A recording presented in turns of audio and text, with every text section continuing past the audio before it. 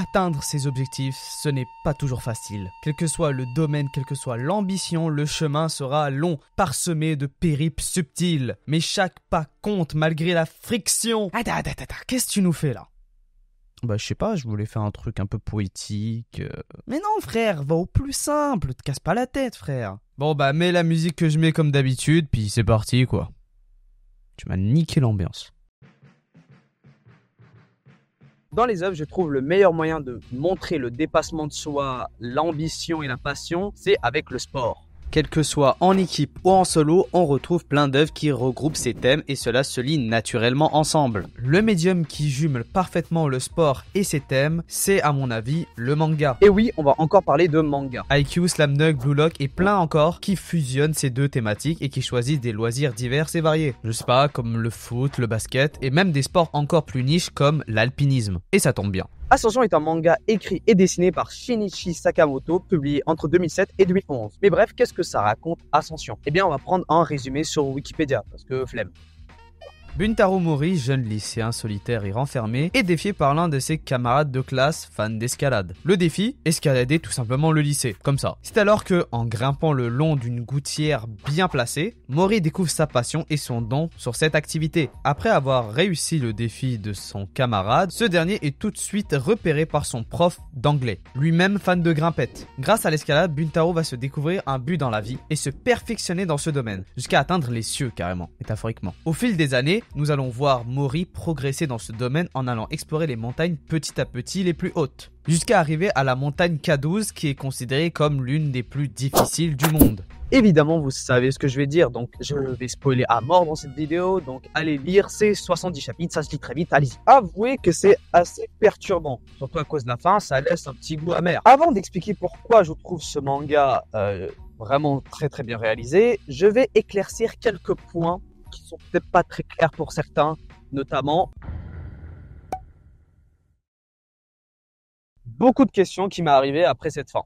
Et oui, parce qu'elle n'est pas très claire et elle laisse beaucoup sujet à interprétation. Bon, on va essayer de comprendre ce que ça en dit, mais ça reste que c'est une interprétation générale que j'ai trouvée sur Internet et que les gens en parlent dans des forums. Donc dans le chapitre 170, il y a une page où il est indiqué que l'immortel Buntaro Kato est mort. Alors petit rappel pour ceux qui savent pas et qu'ils ont oublié, Mori a changé son nom de famille par Kato par rapport à sa femme quand ils sont mariés. Voilà. Lorsqu'on dit l'immortel Buntaro Kato est mort, eh bien c'est l'alpinisme solitaire qui est mort. Mori n'est plus le jeune homme qu'il a été quand il était plus jeune, qui avait juste l'escalade dans sa vie. Le jeune garçon cherchait une forme de solitude et avait des difficultés à relationner avec les autres. Cet aspect de Mori a disparu et donc morte, puisque Mori a grandi et est devenu un adulte, avec une famille et tout. Il a maintenant un travail stable et surtout une vie de famille à gérer et à construire. La montagne fait toujours partie de sa vie, mais il n'est plus dans l'objectif d'atteindre un but spécifique. Comme trouver une montagne plus dure, plus grande que K12 à escalader. Puisqu'en plus ce qu'il a vécu sur cette ascension l'a laissé beaucoup de séquelles. On le voit essayer avec énormément de mal à gravir un simple sentier, que des gens empruntent très facilement à côté de lui. Malgré ses nombreux handicaps physiques, il se comble maintenant d'une simple escalade, d'un rocher. Après l'ascension cathartique de K12, Mori peut maintenant vivre en paix avec sa passion et sur sa vie de famille, qui compte aussi. Second point, il y a un personnage que beaucoup d'entre vous ne savent pas quel est son intérêt, y compris moi. Durant ma lecture, je n'étais pas sûr c'est qui ce mec. On va aller voir maintenant. Hara Kaito est un personnage très mystérieux dans ce manga, et son rôle n'est pas certain. On le voit à peine 2 fois je pense, et ses apparitions sont assez anecdotiques. Bref, qui est ce jeune homme? Eh bien nous ne savons pas grand chose sur lui. Nous savons que c'est un ami d'enfance de Mori, et qu'il a découvert le monde de l'escalade avec lui. C'est également lui qui a introduit l'idée à Mori que l'escalade tout seul c'est une bonne idée. Ça, c'est ce qu'on comprend au début. Par la suite, Mori retrouve en quelque sorte Kaito à la montagne K12. On retrouve son cadavre dans une fosse et à genoux, nu près d'une paroi de glace, comme s'il priait. Mori laisse une supposition sur sa mort. Son hypothèse pour qu'il en arrive à cet état-là, il suggère qu'il a eu une crise de panique causée par une hypothermie. Son système nerveux s'est déréglé et a eu l'impression d'avoir extrêmement chaud, jusqu'à s'arracher la peau. Voilà ce qu'on sait pour le personnage. c'est incompréhensible. Avant tout, ce personnage n'est pas vraiment un personnage, c'est plutôt un concept. Il représente quelque chose. Ce que je comprends de Keito, c'est qu'il est la matérialisation de l'envie de Mori. Quelle envie justement? Eh bien, c'est l'envie de l'escalade solo. Même si ce garçon a existé à une période. Ce que Mori garde de l'existence de Keito, c'est cette envie-là. Cette représentation est-elle une bonne influence ou une mauvaise influence pour lui? Il y en a qui vont dire que oui, puisque cela l'a permis à être une légende qu'il est devenu. D'un autre côté, certains pourront dire que le concept de l'escalade solo est absurde et cela l'amènera seulement à la mort. En quelque sorte, c'est le cas, parce qu'on retrouve Keito mort au beau milieu de la montagne K12. Également, la symbolique où Mori retrouve Keito avec des ailes d'ange, eh bien, elle est assez étrange. Ça rime et tout. De plus, le chapitre où on le retrouve s'appelle l'apôtre. Très mystérieux. Pour les ailes, cela fait peut-être référence aux Icades dans la mythologie grecque. Et oui, comme Kid Icarus. Le jeu vidéo. Mais bref, ce personnage est connu puisqu'il aime tellement la sensation de voler qu'il s'élève tellement haut en se rapprochant du soleil, jusqu'à que ses ailes brûlent. Mori imagine Keito comme un Icade qui dévoile ses ailes en retirant ses vêtements. Et le parallèle avec le soleil, c'est l'escalade solo, qu'il brûle entre guillemets Keito jusqu'à la mort. Maintenant qu'on a abordé tous les points qui ne sont pas très clairs, on peut aborder les éléments les plus intéressants et que je trouve les plus ingénieux dans le manga. Premier point, les métaphores. Dans le manga Ascension, nous retrouvons de nombreux passages qui sont illustrés avec des métaphores visuelles afin de illustrer la vision de la vie de Mori et comment il se ressent à un moment précis. L'auteur utilise une pelletée d'images pour illustrer des moments clés de Mori. Ce procédé est peut-être pas révolutionnaire, mais l'auteur, comment il l'utilise dans l'œuvre, est assez intéressant et bien amené. Je vais vous donner 5 exemples que je trouve parfaitement bien réalisés dans ce manga. Par hasard, Mori croise une ancienne camarade de classe qui a totalement changé physiquement. Pour X et Y raisons, ils se retrouvent ensemble chez lui. Je veux pas généraliser, mais quand un homme et une femme restent dans une maison tout seuls, sans rien, sans personne, pour rester poli, ça va barder. J'ai pas fait une vidéo qui parle de sexe pendant 30 minutes et j'arrive toujours pas à casser la glace. Casser la glace, la neige, montagne, escalade.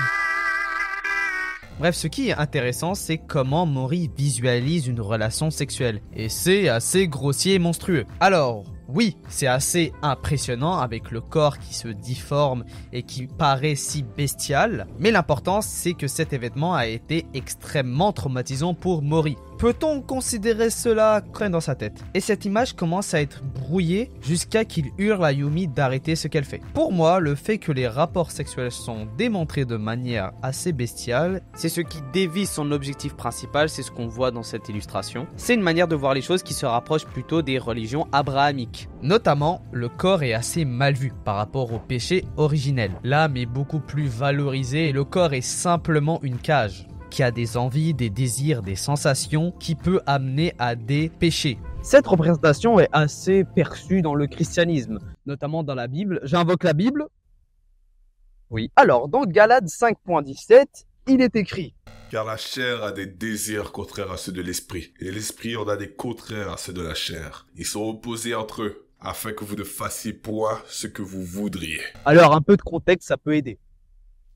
Je peux reposer ça maintenant. Ce passage a été écrit par Saint Paul afin de régler le problème au sein de l'église galatique. Je sais pas si je le dis bien, désolé. Je connais pas tous les problèmes qu'il y avait là-bas, mais pour faire simple, ils avaient des divergences entre l'observation de la loi mosaïque et ceux qui se focusent sur la foi de Jésus. Saint Paul remet les pendules à l'heure, et notamment sur ce qui nous intéresse, ici la dualité entre la chair et l'esprit. La chair qui représente les désirs et les tendances humaines qui sont opposées à la volonté de Dieu, contrairement à l'esprit avec un grand E majuscule, fait référence au Saint-Esprit, qui guide les hommes et représente un exemple de vertu, telle que la paix, l'amour, etc., etc. Si on applique cette vision des choses dans Ascension, la vertu peut être associée à la pratique de l'escalade, qui paraît pure et surtout pour Mori et son objectif de vie. Les distractions du corps telles que les relations sexuelles sont démonisées car cela l'empêche à se concentrer totalement à sa mission. Eh bien, je ressens tout ça dans ces 2 pages.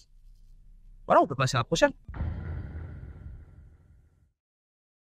Lorsque Mori devait passer des tests d'endurance pour évaluer s'il serait capable de faire l'ascension de la montagne, je ne me rappelle plus le nom, c'est un nom chelou au Japon, désolé. Il ressentit une énorme difficulté de courir pendant 12 minutes sur le tapis de course, évidemment. Les docteurs le jugent inapte pour des grandes altitudes. Il a extrêmement du mal à respirer et pour illustrer cela, l'auteur place Mori au beau milieu de l'océan. Jusqu'à là, tout va bien. Ensuite, nous le retrouvons couché sur une montagne entourée de méduses. Et c'est là que ça devient intéressant. Pourquoi faire cette double page? Et pourquoi des méduses? En plus qui flottent dans les airs. Ça fait pas de sens. Alors on peut interpréter que les méduses symbolisent tout ce dont il a besoin pour pouvoir se relever et réussir le test. Cette image l'apaise et lui permet de reprendre son sucre pour qu'il finisse le test. Son aspiration de grimper éveille son imagination et l'épargne d'un stress insurmontable. Cela le permet d'atteindre les objectifs de son test. Puisque les méduses ont une certaine aisance dans leur mouvement, même dans un lieu qui n'est pas leur environnement de base. L'auteur utilise cette métaphore pour matérialiser visuellement l'apaisement de Mori pour reprendre son esprit.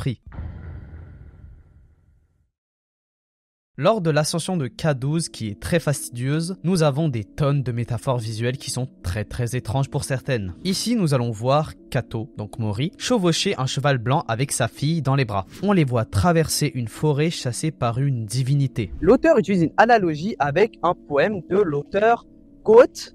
C'est en allemand, donc je suis pas sûr. Alors le nom du poème s'appelle Le Roi des Aulnes. Alors c'est en allemand, alors laissez-moi retrouver la traduction. Alors, oh la merde, laissez-moi... Ah, il y a une traduction de Xavier...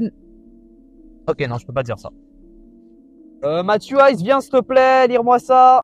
Un poème? Bien sûr, je peux te lire un poème. Poème de Monsieur Go, traduit par... Comment? Xavier le Nègre. Ah, Xavier Nègre, oui, bien sûr. Quel est ce cavalier qui file si tard dans la nuit le vent? C'est le père avec son enfant. Il serre le petit garçon dans ses bras. Il lui tient chaud, mon fils. Pourquoi caches-tu avec tant d'effroi ton visage? Lui dit son père. Je la raconte comme une histoire. Père, ne vois-tu pas le roi des aulnes? Le roi des aulnes, avec sa traîne et sa couronne. Mon fils, c'est un banc de brouillard.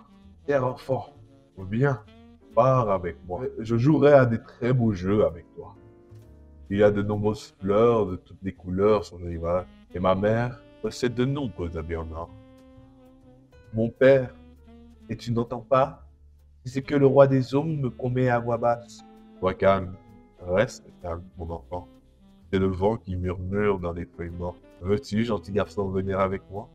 Mes filles s'occuperont très bien de toi. Elles te berceront dans leurs chants et dans leurs danses. Mon père, et ne vois-tu pas là-bas les filles du roi des hommes dans ce lieu sombre? Mon fils, ce sont les vieux saules qui paraissent si gris. Je l'aime, ton village. Oh, je me gâte le nez. Je t'aime, ton village, ton joli visage, ma charme. Si tu n'en veux pas, j'utiliserai la force. Je prendrai tes petites foufoues là. Mon père, maintenant il m'empoigne. Le roi des zones m'a fait mal. Le père frissonne d'horreur. Il tient dans ses bras l'enfant gémissant. Ah! Il arrive à grand-peine à son port. Dans son bras, l'enfant était mort. Là. Eh bien, qu'en pensez-vous de ce poème, monsieur Matthew Ice? Écoutez, c'est triste.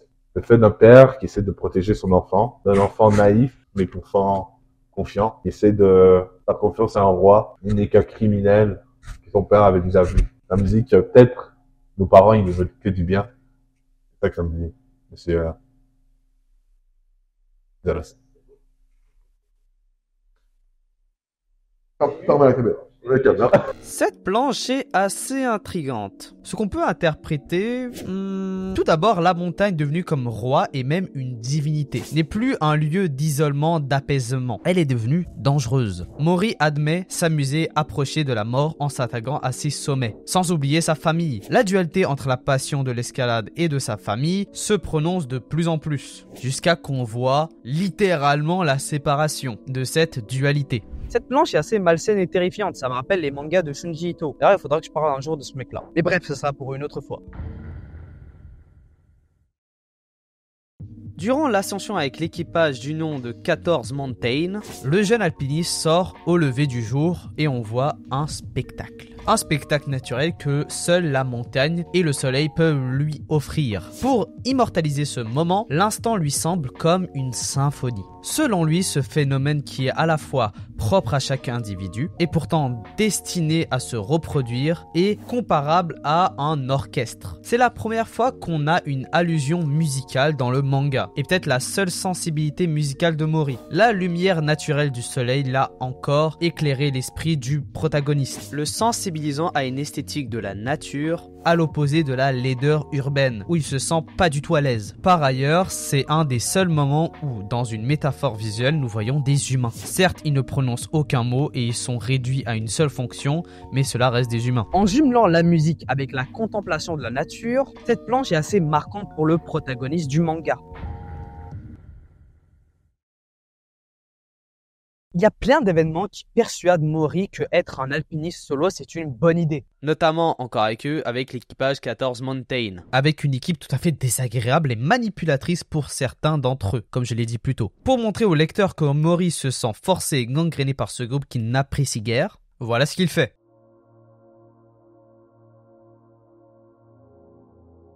Tous ces personnes qui le traitent comme de la merde le rabaissent littéralement avec ce dessin. Également, en réalité, les cordes sécurisantes sont des liens d'anxiété, ce qui l'amène à une autre illustration qui est très similaire à l'autre en termes de cordes. Celle-ci. Nous voyons Mori en quelque sorte pendu, tout simplement dire que sa vie tient seulement à une corde. Cette comparaison est un peu malsaine, on peut le dire, mais elle permet de choquer le public et le marquer. Personnellement, quand j'ai vu cette planche la première fois que j'ai lu, j'étais comme, what the fuck, qu'est-ce qui se passe? Et après, en cherchant le sens, tout ça, j'ai compris que c'est logique.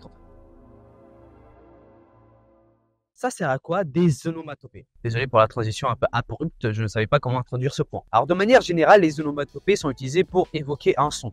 Parce que oui, dans un manga, il n'y a pas de son. Désolé de vous le dire, hein. Ça arrive.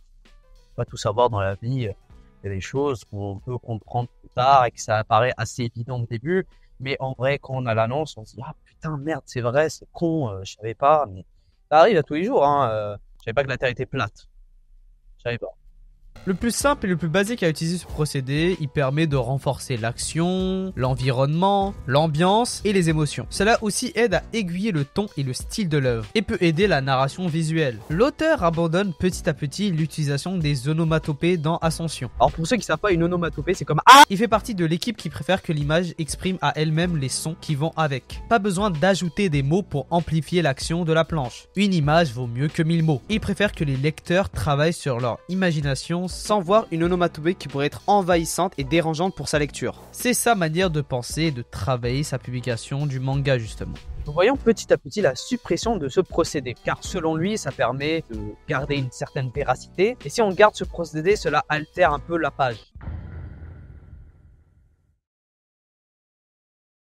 Le dernier point que je trouve intéressant, c'est dans le chapitre 34. Nous voyons Mori en train de soulever une énorme pierre sur le dos. Cela fait évidemment référence au personnage de la mythologie grecque Sisyphe. Pour ceux qui ne connaissent pas le mythe de Sisyphe, en gros, pour faire simple, Sisyphe a trompé Thanatos, le dieu de la mort, en le capturant, ce qui a donné une pause aux morts pour accéder à l'au-delà. Le roi des dieux, Zeus, était en colère contre cet acte et a pris la décision de le punir. Sa punition est de pousser un immense rocher sur une colline. Mais à chaque fois qu'il s'approchait du sommet, le rocher roulait en bas de la colline, le contraignant à recommencer sa tâche éternellement. Ce qui est intéressant avec ce mythe, c'est qu'il y a plusieurs interprétations diverses et variées. Certains donneront une explication morale, comme être orgueilleux et envie de démesure extrême, c'est puni gravement. D'un autre point de vue existentiel, le châtiment peut être utilisé comme une métaphore de la vie elle-même. C'est-à-dire qu'il n'y avait pas de châtiment plus terrible que le travail inutile, et vain pour qu'un homme aussi malin soit condamné à s'abrutir à rouler un rocher pendant toute sa vie. L'absurdité du personnage est perceptible, dans le désespoir de chercher à échapper à une mort inévitable. Le terme absurdité est très bien choisi, car cela amène à l'interprétation la plus connue du mythe de Sisyphe.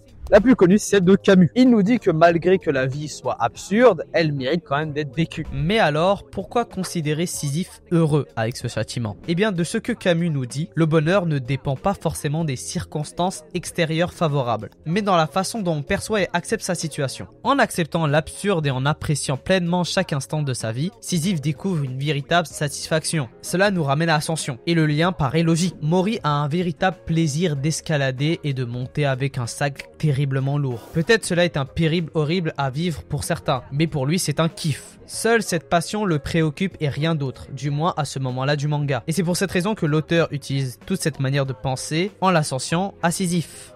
Cela aurait pu être un super parallèle, mais il y a un petit souci avec cette représentation. Le châtiment de Sisyphe est éternel, alors que Mori, absolument pas.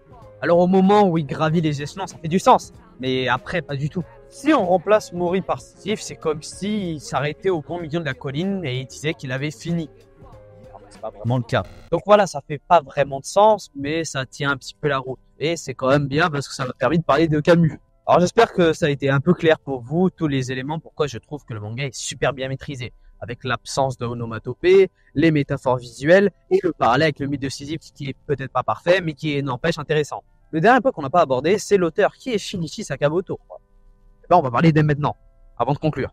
L'auteur du fameux manga que je parle depuis X minutes est Shinichi Sakamoto, comme je l'ai dit avant, qu'on va appeler d'ailleurs Sakamoto parce que flemme. Donc Sakamoto commença sa carrière de mangaka en 91, au Shonen Jump, comme beaucoup. Je ne vais pas tous les citer parce qu'il y en a beaucoup. Son premier contact avec le manga vient avec un magazine du Shonen Jump, justement, où à la couverture, il y a Kenjiro, le protagoniste du manga de Hireko Araki, qui se nomme Ken le survivant. Son style graphique et celui de Kentaro Miura l'ont beaucoup inspiré. Cela se remarque avec son tout premier manga The Bloody Soldier, publié en 95, qui témoigne de son inspiration et de l'envie de faire du shonen. Il publiera 4 shonen entre 1995 jusqu'à 2005, environ 10 ans quoi. On remarque également une autre influence qui vient de ces deux mangas, un délire un peu baki par rapport à l'attention au niveau de la musculature des personnages. Au milieu des années 2000, il décide de viser un public plus mature. Par conséquent, il abandonne le shonen et il se dirige vers le seinen. Le premier ouvrage qui démontre cette direction, c'est justement Ascension. Même si cela est un virage pour lui en termes thématiques, mais en termes graphiques, on garde le souci du détail en termes des musculatures et des physiques des personnages. Également, pour ceux qui savent pas, le manga est inspiré d'un roman japonais. C'est écrit par l'auteur Shironita. Et le problème, malheureusement, c'est que je n'ai pas trouvé de version traduite ou même une version japonaise sur internet.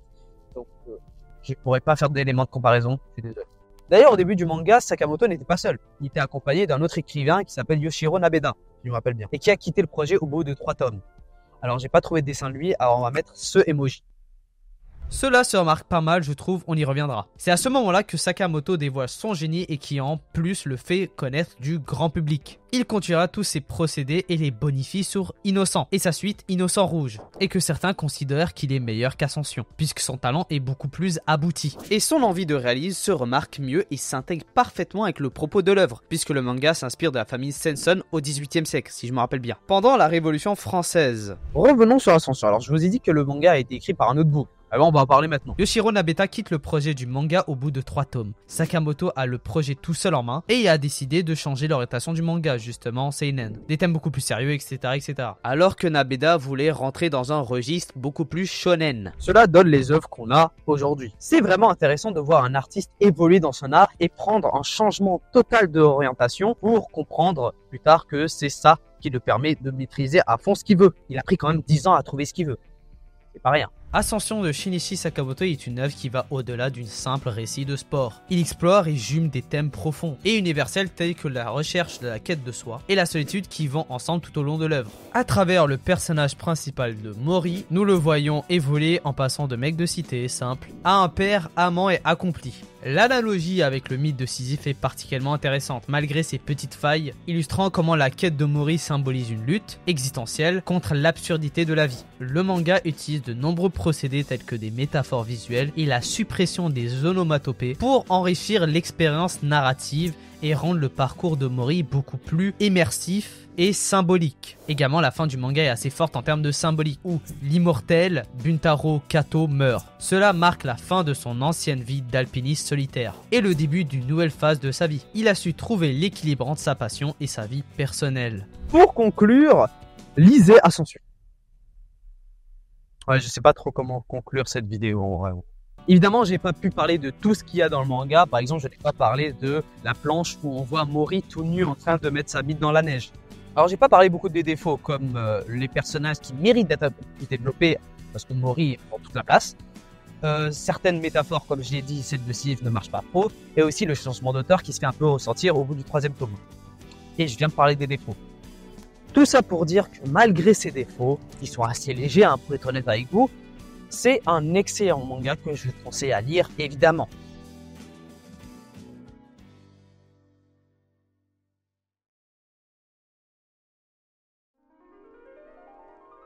Merci à tous d'avoir regardé cette vidéo. Franchement, ça a été long, ça a été chiant, mais c'est sorti. Je vous parle maintenant parce que j'ai quelques petites mises au point à vous faire. Alors, avant de faire les mises au point, juste merci à Konao pour avoir fait les illustrations de background de la majorité des extraits. Les voici. D'ailleurs, allez jeter un coup d'œil sur sa chaîne que je vais mettre en description car il prépare des vidéos sur le processus créatif de ces illustrations. Donc pour ceux que ça intéresse, allez-y, c'est du super boulot. Merci aussi au subreddit d'Ascension qui m'a aidé à trouver des éléments pour améliorer mon analyse. Bref, juste pour vous prévenir, je pars en vacances, donc il n'y aura pas de vidéo pendant quelques mois, mais on va revenir normalement vers la rentrée, vers septembre, je serai de retour pour vous publier des nouvelles vidéos. Voilà, c'est tout, donc je vous dis bonnes vacances, hein, on se retrouve en septembre. Au revoir. Voilà.